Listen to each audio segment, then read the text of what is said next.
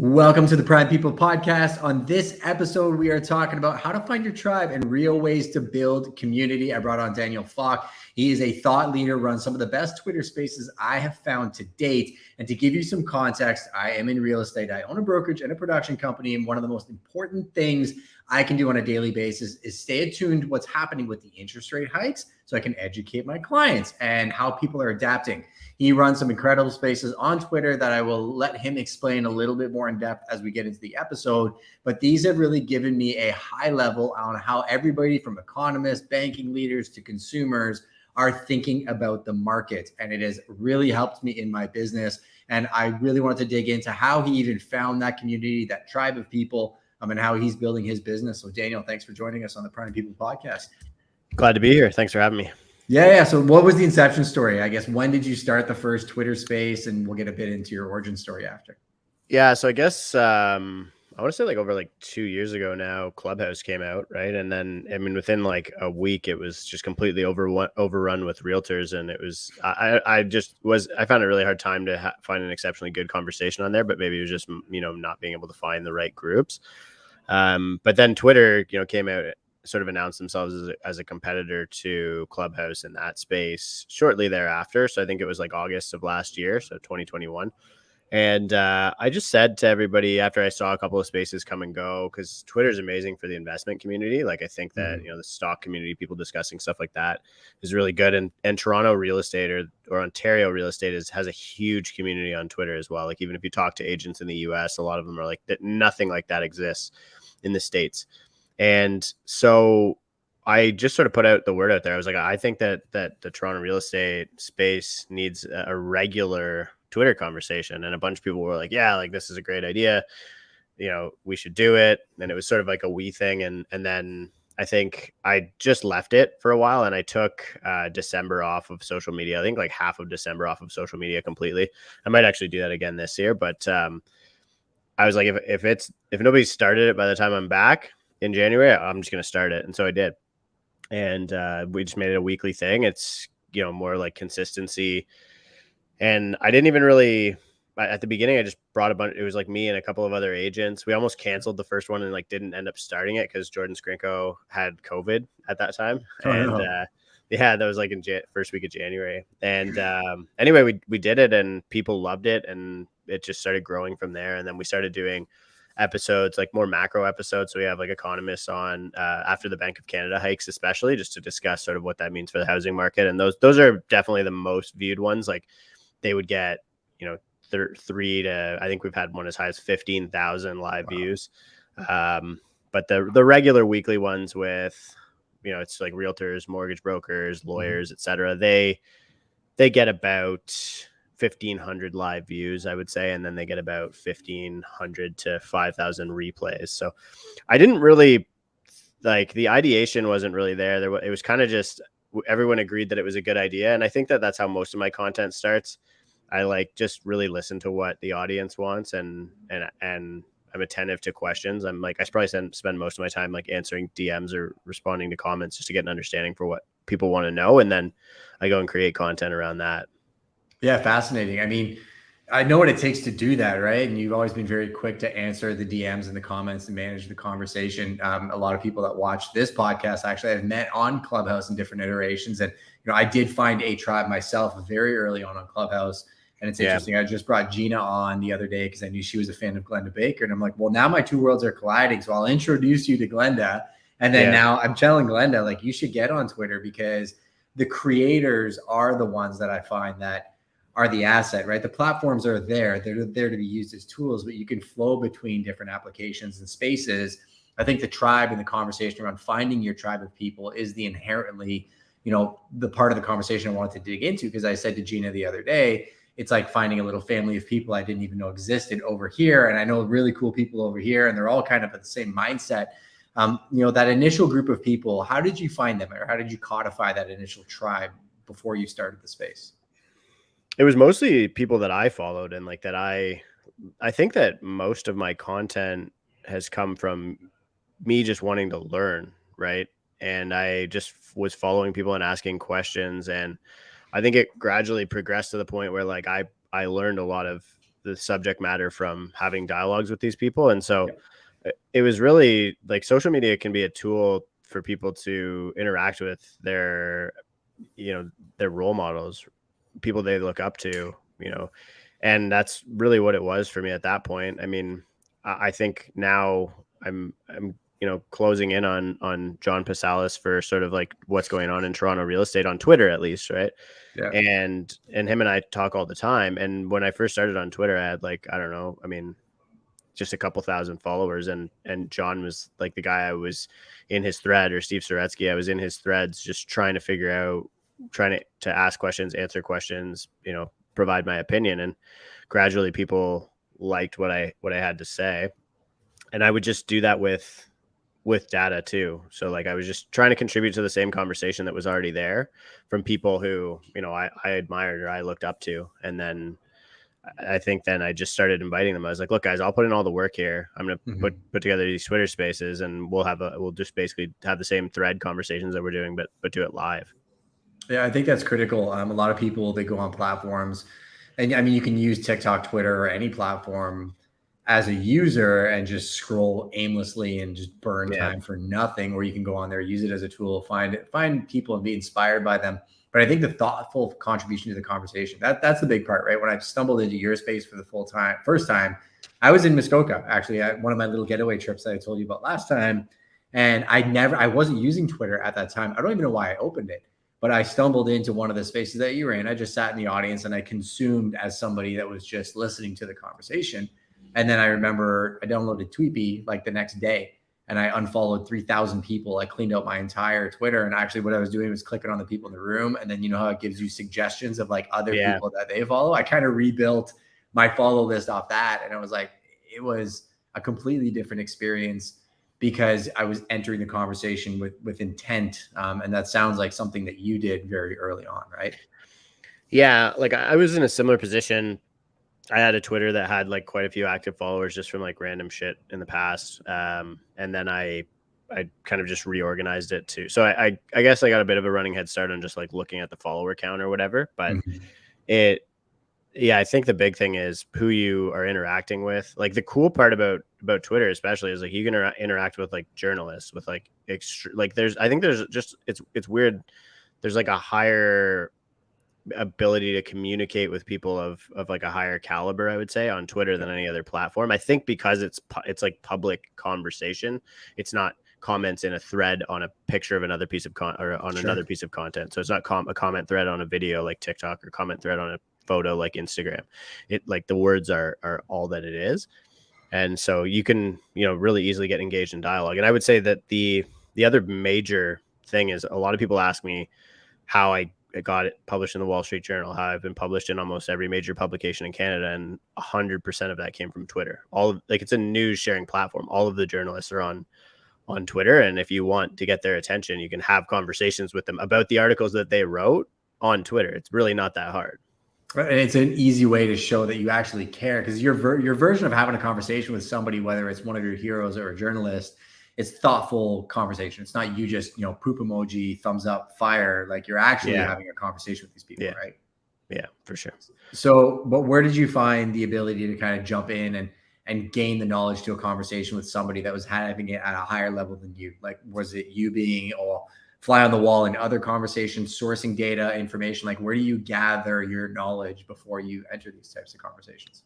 I don't think I do. I don't think I had I mean, I guess I did an undergrad in real estate, so I'm maybe a little bit more qualified than the average realtor per se, but I don't know if that necessarily was a huge advantage. I think that I'm just really attentive to what's going on, and then I'm always trying to add value. So I'll see, people saying, oh, like, I wonder if we've seen an uptick in furnished condo listings, at the beginning of COVID.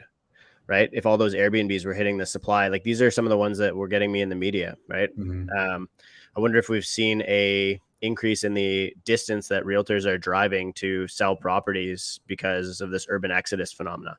And I was like, interesting. So you would post like that knowledge, and then a reporter would see it and be like, that's a super interesting headline, right? Yeah, that was like, that was sort of like what launched it, to be honest with you, was the urban exodus one, it took me a day to make this piece of content. Like it was thousands of data points that I literally had to go and Google map every single one and draw a bunch of arrows on a map to show the distance that agents were driving in September of 2019 versus the distance they were driving in September of 2020. Yeah. And it showed that we were seeing an urban exodus happen. I don't know if it was a super clean data point, but it was still something and people loved it. And then it was just trying to find information that nobody else wanted to do the grunt work to find. Like I was just, because I was limited in how many properties I could show in 2020. I was doing some deals, but not many. And I think nobody really was during the first lockdown and that first summer. And I was just trying to solve data problems, get people information, figure out what was going on, because nobody knew. And I realized that like literally nobody knew what was going on. So if you could give people something, anything, any point of data to lean on, like it didn't matter whether you were right last year, because the market was completely different than it was now. And I think that I've been able to position myself as an authority since then, because I'm always pursuing those data points that nobody else was. So like people, I remember the Airbnb chart was a John Pasalis thread where he was like, yeah, if you were going to see all of those Airbnbs flooding the market, there's a furnished rental data point on Treb. Like just nobody has the time to go and look at them all. And I was like, fuck it, I got the time, I'll figure this out. And I charted it, and it was like, okay, boom, you just saw Airbnb supply flood in February, March, April, as soon as COVID hit. And then it was like, the next one was Ben Rabideau was like, oh, I wonder how many condo rentals we're seeing. Like, are all of these are all these millennials moving out of the city and just vacating condos? Like, what's the story on condo inventory? And then that was the next chart, and that was like one that was published everywhere. Like that one got like completely took off, and that was a chart that I could go back and reference every month. I could just add the next data point, and that one was like huge. I think that was probably the biggest chart I ever posted. But it was just like at the suggestion of other people who wanted to know. And I would just in a thread be like, what would this look like? What data point would you need for me to to get an answer to that question? And then they would. So I don't even really like, people think I'm smart. I'm not really. I'm just good at like listening to what other people want to know and finding that. And I'm good at aggregating knowledge and reiterating it.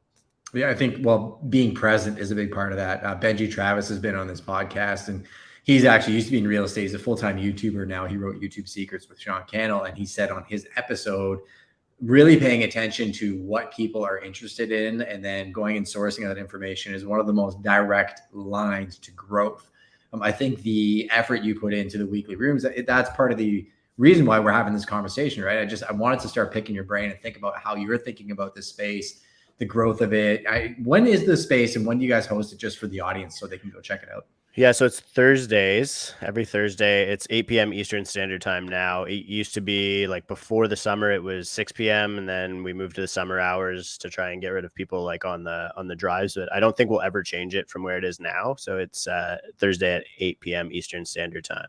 I got to figure out the cycle and the habit and just get used to it. I was popping in at 3 p.m. I typically go phone free when I'm at home. Right. My daughter was like, what are you listening to the other day? While you guys were all chatting it up. But the replays are always there. That's kind of the fun it's true. Too, right? But it is like, I feel like it's really cool to be like, you've been on it a couple of times, and it's always great to, if there's like something that somebody really wants to know, it can always, I don't know, really enlighten enliven the conversation to have extra voices on there. So it is nice. I'm the same. It is tough, like with it being Thursday night.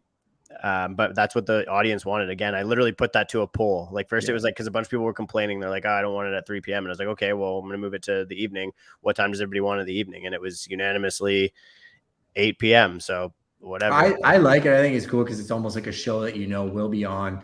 And you can jump in the conversation. It's balanced, right? Like, again, a lot of times when people are online, they're looking for a specific audience. They want to speak to one group of people. You bring in a cast of characters from, consumers that pop on to real estate agents, to mortgage professionals, economists, people that are literally just personalities on Twitter. How do you manage all the different personalities and who you decide to kind of bring into the spaces? Again, I honestly just listen to the audience. Like people, like I guess one of the things people don't really realize when I'm running a Twitter space is like my DMs are just on fire. Like I'm literally just responding to people saying like, oh, ask this question, or like, yeah, this guy's in the audience, like, and send him a speaker request or whatever.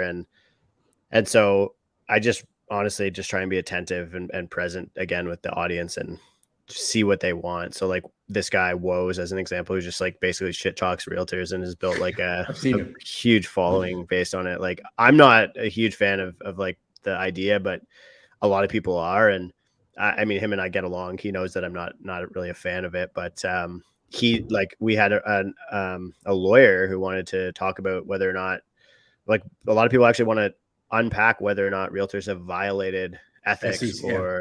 and so Securities Commission stuff. I heard that the other day. I'm like, that's yeah, super interesting because I right, actually agree. Like when yeah, we are doing investment analysis, I'm speaking at a huge investment summit at the end of the month.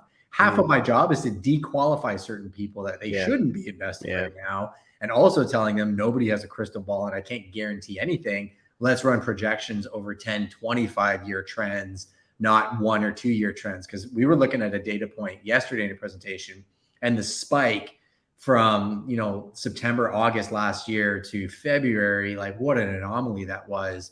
Yet so many agents are like, yeah, buy. This upward trend is going to last forever. And look at them now, right? yeah, for sure. And I think there are a lot of hurt consumers out there who want to know whether or not there's if there's recourse against a realtor who, or maybe not a realtor specifically, but any professional who put you in that position. Like that's a very common question that I get asked, and maybe it's a consequence of me being too honest in a lot of cases, but I'm like, I don't know the answer to the question, but there are people who have expressed interest in being on the space who would know the answer to the question. So why don't we just have that conversation? Like I'm not, if I don't know the answer to a question, I'm willing to learn it publicly with you. And that's what the Twitter space has become, really. Well, I think there's a big gap in our industry. I mean, there's no standard of care or practice, right? So I think a lot of times people just think a realtor is a realtor is a realtor, and they look at one versus another and think, oh, what do you think about this property? And the level of education they're getting on analysis and projections and the counseling they're getting is going to be the same. What's been your experience in the industry when it comes to that and the disparity between education levels between realtors? I think I mean, one of the guys on the space, and I think this is a pretty common quote, but on the way up, everybody looks like a genius, and on the way down, everybody's a macroeconomist, right? I think that it's not hard. Like the disparity didn't necessarily matter for the past 10, 20 years, whether or not, because capital appreciation would save every deal. And now it's important. And I think that something really needs to be done, like this investment advisory. And I think that probably what is going to happen is it'll be a secular shift that'll cause, like, if you think about boomers, right? A lot of boomers are afraid of real estate. And it's because a lot of boomers got decimated by real estate in the 90s. They were going through the exact same thing that we're going through right now. Everybody was speculating, tons of people were rushing into the trade. Houses were pre-construction houses. Like there was a huge construction boom, immigration in, Trudeau seniors, on the tail of Trudeau senior policy. Like Canada was just getting really big into the immigration program, competing nationally for some of the best talent in the world. And the housing market was just absolutely on fire. And people were flipping paper on single family detached homes in suburban GTA. This is before capital gains tax and before assignments were taxable. And they had this huge speculation thing, and then people were getting burned like crazy. House prices dropped like 50% in the GTA in a year. And now, as a result of that, you have a lot of boomers who are gun shy on the housing investment. And I'll go out all the time with kids whose parents are co-signing or whatever, and they're like, yeah, I want to like buy this and I'm going to go build a portfolio or whatever. And the parents are like, no, I don't think you want to do that. I think we're just going through the same thing that we went through then. And I think a lot of people don't realize that. And that I think the fact that 50% of the agents in Canada are in the Greater Toronto area doesn't help. The fact that you have a massive oversaturation of agents doesn't help. But I think that I hope that the economy will heal a lot of those things through what is going to be, I think, an extremely painful recession. So it sucks a lot for the people who were burned in the past couple of years. That's going to happen. There's going to be a lot of collateral damage, but I think it's a necessary evil for us to heal as a market and ultimately build a better relationship with real estate investing and a better relationship with the housing asset, period. Yeah, I think it's really forcing. You're seeing the adaptation very quickly, like people that see what we're in right now, what's coming down the pipeline, really tightening their belt, getting educated, getting in the right spaces, remargining their businesses and planning for the market that's coming, right? And I think that's something that you've covered in the past too, that you've looked at historical recessions and recessionary periods. And that's something that we've done internally many times over the last 6 months of, regardless of the fact, like our inventory levels are almost flattening out. And I was looking at the inventory levels recently. They're actually lower than they were back in like 2017, 18, 19. But the sentiment of the consumers is in a very different spot, and they don't actually have the money coming in. So I think looking at, the professionals that are figuring out a way to be a little bit more conservative and plan for what's coming down the pipeline is where the opportunity zone lies, in my opinion, and finding the right people to get around. And how do you disseminate that from the people that are just doing it for the clicks? Because another thing I've noticed online that I don't enjoy is people that are weaponizing the topics, right? And they're literally like, there's some people that are creating full-blown businesses based off headlines, right? And I don't care if it's the fact that the real estate market is going down, or they want to create a coaching program for real estate agents or something else. Like, you almost see that they're manipulating the consumer sentiment to their benefit. Like, I guess what I'm trying to get at is, how do you get to someone's core of their intent of, if they're really there for the right reasons and you're going to listen to them and collaborate with them, or if you think they're there to just take advantage of the situation? Because I think I see both sides of that coin.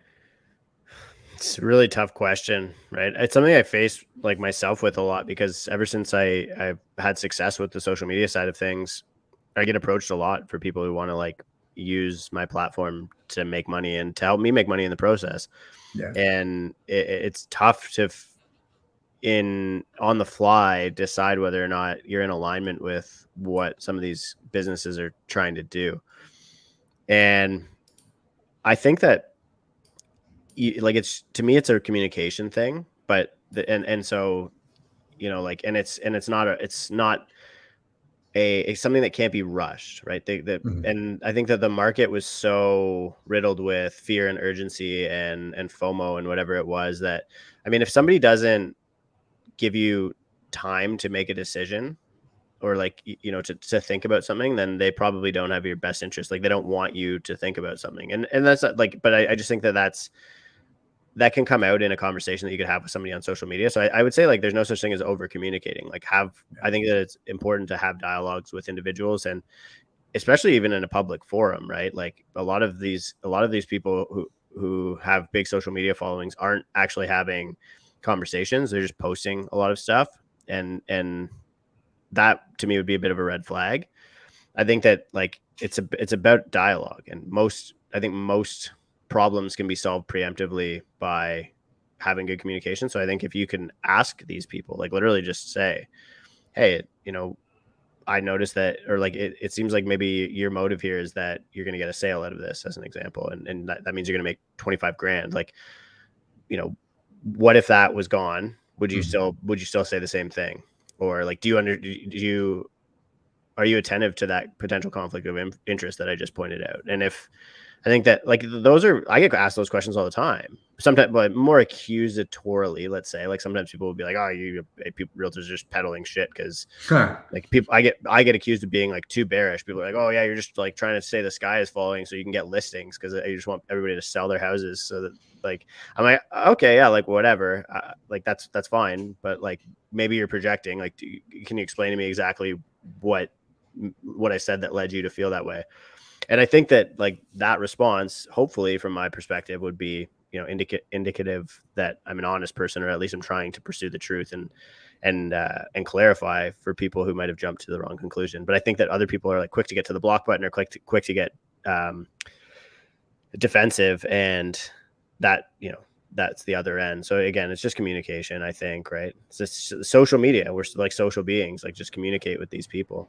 Yeah, no, you see a lot of that online too, where people say things to each other that they would never actually say to that person's face. And then you bring it up in a conversation. I mean, the amount of times people, they just blanket statement the real estate industry as, oh, look at that. Look at the market's corrected. You guys are dying now. I'm like, no, like, my investors are actually, a lot of them are getting liquid. A lot of them have been in a position that now the cap rates they're seeing actually make sense, because they're not going to sell for 20 years. So it's just, we buy and sell. It's just a different group of people, and the advice changes depending on how the market is. But when that conflict does come up, I think that you gave a very encouraging point that it's okay to have conversations that may be uncomfortable to source the intent. And sometimes I've seen in the past where people don't want to have a conversation because they don't really care about what you want to do, Daniel. They care about their end game and what they're getting from the interaction. And then there's other times where it is a mutually collaborative relationship, and maybe they make an adjustment on their end, you make an adjustment on yours, and you come into a space or you develop something that you didn't even know was possible when you started the relationship in the first place. Yeah, right? For sure. Yeah. I think it's all just communication. Social media is amazing for that. And I think that's kind of why I wanted to have this discussion, especially with your space, because you seem to be hosting it frequently with an intent that you'd probably still do, even if you were just getting the information for yourself, right? Like, is there a component of that you're really wanting to hear, keep your finger on the pulse of the country, I guess, as a whole? That's like literally what like all of my social media is. Like, I'm just like, I started really doubling down on my social media efforts at the beginning of COVID, because I was stuck in the house and just didn't have a lot to do. And I love learning about real estate. And so I was just like sharing information, and then people would be like, oh, like you should make a TikTok video out of this. And I was like, I kind of hate TikTok. And then like people kept pushing me. And I was like, okay, like screw it. Like I'll do it. Right. Just for the people who are in it. And it blew up, as an example. All of this has just been pursuit of knowledge. It's like, I'm going to do it anyway. I might as well just document the process to create value for others, even if it like helps one person, right? Like I was doing a podcast for like 2 years with like 20 people viewing it, but I just did it because I was like, oh, that's 20 people. Like maybe one of them buys a house through me, or maybe one of them like doesn't buy at the top because they heard something and saves them 200 grand or whatever. And that to me is like, it's just value first, but most people aren't thinking value first. I think they're thinking how they can extract value, not give value. Right. And have those conversations helped you define who you are, like your place in the industry? 100%. Yeah. I think so. Like, I think that, I've been really rewarded for my honesty, and I am constantly trying to get to the bottom of most issues in the real estate space. And people seem to be really receptive to that. I think I definitely push the envelope a little bit sometimes, but it's like, I think you kind of have to from an engagement perspective, but I've been really fortunate that, people, they like what I have to say, and they keep asking questions, and it becomes like this self-fulfilling system of content, right? Where like, I literally don't have to, like, I have a list of just questions to answer on my phone, and I can pull one out, and, I know that TikTok is going to have at least like 10 or 20 or 100 viewers, just because that's how many people like the comment in the thread, as an example. So, you kind of, it's cool in that way. Right. That's amazing. It's kind of the doom wheel. It takes a lot of work in the beginning, and as you start seeing it grow, then you start paying more and more attention to it. But I guess for the people that don't know who you are, who is Daniel today? What do you do? Where do you do it? Where do you see yourself? Or do you consider yourself an economist, a real estate agent, a creator? Or just, if you had to tell somebody that didn't know who you are, what would that answer be? I mean, at the end of the day, I'm a realtor, right? Like my goal, the way that I make money primarily is by selling people houses, and typically investment properties, but like, your duplex to fourplex stuff. And I have a huge interest in the development space. So like, really my goal is to get into trading real estate with the objective of providing more housing. But at the time, where I stand right now, I'm a realtor who really thoroughly analyzes the market to attract clients and to help educate my existing clients on how to do real estate investing exceptionally well. And that's, from my perspective, at least, I don't think downside risk management downside risk analysis is nearly as important as it was 6 months ago or for the past 2 years. So I'm doing less of it, but for the past 2 years, that's what I was doing. So I guess I'm an analyst, a risk analyst in the real estate space as well. That's sort of my public persona per se. I think that's an important thing to highlight, because like watching you come into that, or the ability to say that with confidence, is why I do this podcast. Right? I think there's a lot of people out there that think they have to be everything to everybody. They have to be the person on front of the Bugatti, or they have to be the person that went viral on TikTok, and they're trying to be somebody that they're not inherently true to themselves, and they never find themselves. Right. Yeah. I think I went through that too. Yeah. Like, the industry just tells you that you have to behave a certain way, and it's the only way to be successful on social media. And like I tried all that shit and it was just so wrong. And it was because I was not like that. Like I'm not funny. I'm not that smart. I'm not high energy. I just like talk shit about real estate. That's it. That's like all I do. And I research the hell out of it. And sometimes I'm right and sometimes I'm wrong, but I just like, that's me. And so it's people, it resonates really well because people can tell that it's genuine now. Whereas before, my content was whatever, but it was like that typical flex realtor content. And I think that there's enough of it. And like, it's just like, it looks bad on me. Right. Yeah. And I get that. Cause I think early on in my career, I mean, the first brokerage I ever worked for, they're like, DM all your Facebook friends, tell them that you're in real estate. And if they know anybody looking to buy or sell, I'll do it to 3 people. And they all made fun of me because they were really good friends of mine. They're like, what are you doing? Yeah. And it took me a while. And then I think I went through also a period where people were like, well, are you a real estate agent or a life coach? And I'm like, no, like I'm just documenting what I'm doing. And it took a really long time to get comfortable with it. But you're definitely comfortable with it. Before we get to the rapid fire round, I want to pick your brain though, from the analytical perspective.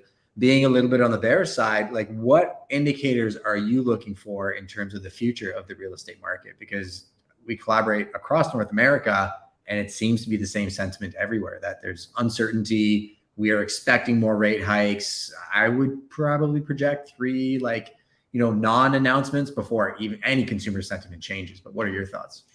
I think that it's going to take a lot longer than that, to be honest. Like I would say that interest rates lag a lot.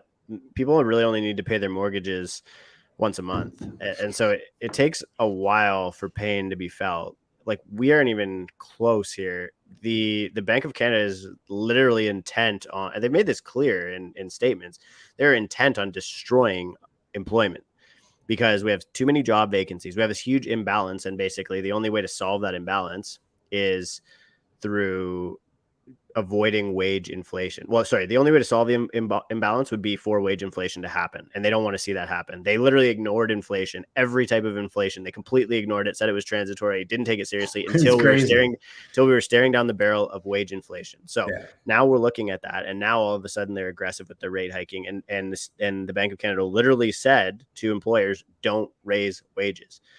So we have a shit ton of job vacancies, and we also have a now growing unemployment rate. That doesn't make sense, right? Wait, people are, but it's because the jobs aren't compelling enough for somebody to get in their car and drive their ass all the way down to the city at record gas prices, and so we have an economy that isn't working properly. I think until we fix that, there's no hope of growth. Period.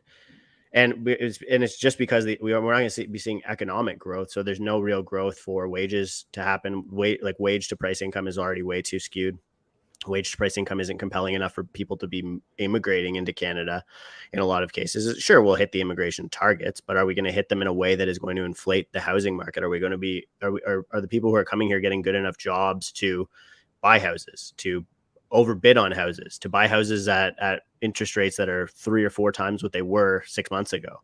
And my perspective on that is that the answer to the question is no. So I think you can go back and look at what housing cycles looked like in the 80s and in the 90s. And even in 2017, when we saw prices coming down during interest rate increasing period for, prices dropped, I think 40% in the GTA from 2017 April to August. And then they basically traded sideways until monetary policy dropped the interest rate back down to 0 because of COVID. I think 2017 would have been the peak of our housing cycle, but COVID kind of interrupted that. So cyclical events take a long time. You need unemployment to happen. You need bankruptcies to happen. You need financial stress to happen. And it's not like I'm saying that because I'm cynical or I'm bearish or whatever. That's literally what it takes for the credit cycle to reset. You have too much credit in the market. If you just go watch on YouTube, Ray Dalio's How the Economic Machine Works and really understand how credit cycles work, when you pile on too much credit, all of a sudden you go through a period in which people need to start paying that credit back. It's not like you can't just not pay it. So you're borrowing $1 against your future self,